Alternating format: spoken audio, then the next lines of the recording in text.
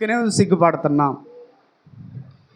నీవు ఆ సందర్భంలో ఎలా స్పందించాలో, ఏ నిర్ణయం తీసుకోవాలో నీకు తెలియడం లేదు. అందుకే నువ్వు తెల్లముఖం వేసావు. నీవు భవిష్యత్తులో సిగ్గుపడకుండా, నీ ముఖము తెల్లబారినట్టు ఉండకుండా ఉండాలి అంటే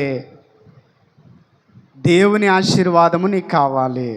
ఆశీర్వాదం ఎలా వస్తుందంటే నువ్వు కొద్ది కాలము దేవుని దగ్గర కనిపెట్టాలి. అప్పుడు దేవుడు నీ అవసరతలను గుర్తెరిగి నీకు కావలసిన సహాయాన్ని ఆయన చేస్తాడు. నీకు కావలసిన దీవెన ఆయన ఇస్తాడు. నీకు అవసరమైన సమయోచితమైన సహాయాన్ని ఆయన దయచేస్తాడు. నీకు అవసరమైన సమయోచితమైన జ్ఞానాన్ని కూడా దేవుడు నీకు అనుగ్రహిస్తాడు. మన పనుల్లో దేవుని పాదాల దగ్గర కనిపెట్టి ప్రార్థన చేయడమే, దేవుడిని అడగడమే, దేవుడిని వేడుకోవడమే. అప్పుడు నిశ్చయముగా దేవుడు గొప్ప దీవెన మనకు ఇవ్వగలిగిన వాడై ఉన్నాడు. గమనించండి, మీ ప్రార్థనలు వ్యర్థం కావడం లేదు, మీ విశ్వాసం వ్యర్థం కావడం లేదు, మీ నిరీక్షణ వ్యర్థం కావడం లేదు, మీ ప్రార్థనలు ఒట్టిపోవడం లేదు. అయితే మీరింకనూ ఆ ప్రార్థనలో కొనసాగినప్పుడు, కనిపెట్టుట అంటే అర్థమే ప్రార్థన. కనిపెట్టుట అనే పదానికి ఉన్న అర్థమే ప్రార్థన. మీరింకనూ ఈ యొక్క సహవాసములో ప్రార్థనలో కొనసాగినప్పుడు దేవుడు నిశ్చయముగా మీ ప్రార్థనలకు గొప్ప జవాబును దయచేయబోతున్నాడు. డాక్టర్ స్టీవెన్ అని ఒక ఆయన ఉండేవారట. ఆయన వైద్య వృత్తి చేస్తూ పరిశోధన చేసేవాడట, వైద్య పరిశోధన. ఆయన పరిశోధనను ప్రభుత్వం అంగీకరించి ఆయనకి ఒక అవార్డు ఇవ్వడానికి ఒక పట్టణంలో ఏర్పాట్లు చేశారట.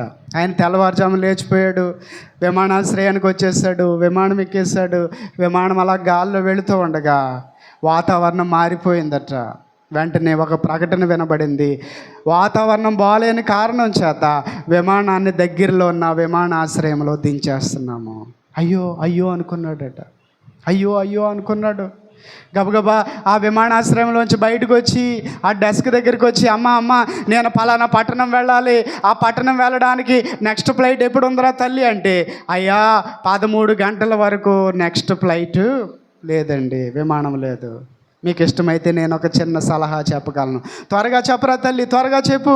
మీరు బయటికి వెళితే అధికారులు ఉంటాయి, ట్యాక్సీలు. ఒక ట్యాక్సీ కట్టించుకుంటే మీరు వెళ్ళాలనుకున్న పట్టణానికి 3 గంటలలో మీరు వెళ్ళగలరు. బాగుంది ఐడియా అని గబగబా బయటకు వచ్చి ఒక అద్దె ట్యాక్సీ పురమాయించుకుని అధికారులు ప్రయాణం చేస్తూ ఉండగా భయంకరమైన గాలి, భయంకరమైన వర్షము, తుఫాను.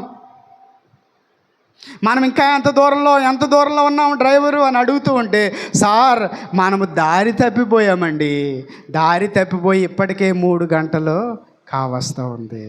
అయ్యో, ఎక్కడైనా ఒక ఇల్లు ఉందేమో చూడు, ఫోన్ చేసి నేను లేటుగా వస్తున్నాను అని వారికి చెప్తాను, అవార్డు ఇచ్చే ఆ యొక్క అధికారులకి, పెద్దవారికి నేను చెప్తాను అని వారు ఇల్లు కోసం వెతుకుతూ ఉండగా రోడ్డు పక్కన ఒక ఇల్లు కనబడిందట. ఇంటి దగ్గరికి వెళ్ళి ఎవరైనా ఎక్కడ ఉన్నారా అంటే ఒక ముసలావిడ అక్కడికి వచ్చి, అయ్యా నేను మీకు ఏ విధంగా సహాయపడగలను అని అడుగుతూ ఉంది.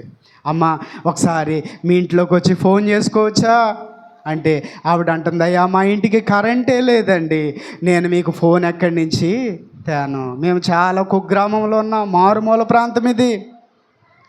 మీకు ఇష్టమైతే మీరు లోపలికి వస్తే మీకు వేడిగా ఏదైనా నేను ఇవ్వగలను. సరే చలిలో వచ్చాం, వర్షంలో వచ్చాం అని ఇద్దరు లోపలికి వెళ్ళి కూర్చున్న తర్వాత కాస్త వేడిగా అల్పాహారం తీసుకొచ్చి ఒక ఉయ్యాల దగ్గరికి వెళ్ళి ఏడుస్తూ ఉందట.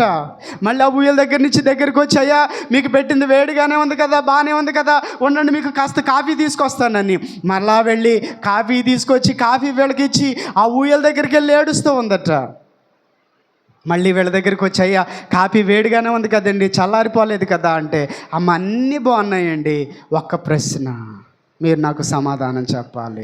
మీరు మాటికి ఆ ఊయల దగ్గరికి వెళ్ళి ఏడుస్తున్నారు ఎందుకని అంటే, అప్పుడు ఆవిడ చెప్పడం ప్రారంభించిందట, అయ్యా నేను ఒక దేవుని బిడ్డను, ఒక క్రైస్తవురాల్ని, నేను ఎన్నో ప్రార్థనలు చేశాను, దేవుడు నా ప్రార్థనలన్నిటికీ జవాబు ఇచ్చాడు, ఒక్క ప్రార్థనకు తప్ప ఆ ఒక్క ప్రార్థన ఏంటంటే, ఆ ఊయల్లో ఉన్నది నా మనవడండి.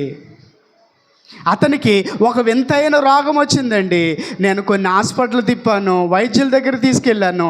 వారందరూ అన్నారు, అమ్మా ఇది కొత్త జబ్బు, దీనికి ఇంకా మందు కనుగొనబడలేదు, మందు కనుక్కునే ప్రయత్నాలు జరుగుతూ ఉన్నాయి, ఒకవేళ మందు కనిపెట్టినా అంత దూరం నువ్వు వెళ్ళలేవు. కనుక దేవుని మీద భారం వేసి ఆ బిడ్డకి పెట్టాలనుకున్నది పెట్టే అని చెప్పేసి అన్నారు. అంచేత నేను ఆ బిడ్డని ఇంటికి తీసుకొచ్చేసి ఆ మందు కొనలేక, మందు ఉన్న చోటకి నేను వెళ్ళలేక, నేను నా దేవునికి ప్రార్థన చేస్తూ ఉన్నాను. ఇంకా ప్రార్థనకు జవాబు రాలేదు. ఈ ప్రార్థనకు జవాబు లేదండి అని చెప్పిందట. వెంటనే ఆ డాక్టర్ గారు కళ్ళల్లో నుంచి కన్నీళ్లు కారుస్తూ, అమ్మా దేవుడు ఈ ప్రార్థన కూడా విన్నాడు. ఇదిగో నీ మనవడికి వచ్చిన ఆ వింతైన క్యాన్సర్ రోగానికి మందును కనిపెడుతుంది నేనే. ఆ మందుని నేను కనుగొన్నాను. ఆ